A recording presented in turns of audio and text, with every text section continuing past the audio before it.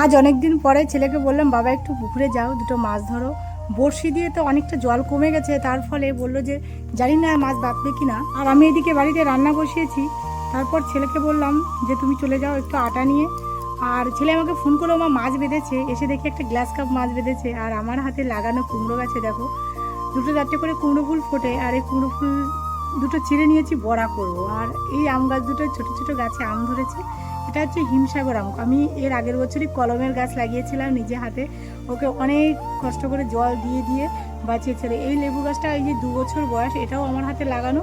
আর এইবার না প্রচুর আম ধরেছে, লেবু ধরেছে গাছে।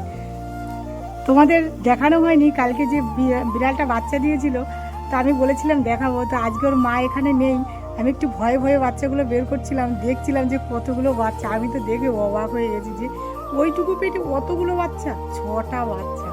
এখন মেয়ে বাচ্চা কটা ছেলে বাচ্চা কটা আমি ঠিক জানি না। এবার দেখতে একটু হঠাৎ করে ওর মা চলে এলো, ভয়তে আমি বাবা এক লাফ দিয়ে খাটের উপর উঠে গেছি যদি ওর মা কামড় দেয়। তারপর ওর মা কী করলো, এক একটা করে ওদের নিয়ে নিয়ে আবার সেই জায়গায় ওদের রেখে দিল, ঘাড় কামড়ে দিয়ে দিয়ে। তো এটাই হচ্ছে মায়ের ভালোবাসা।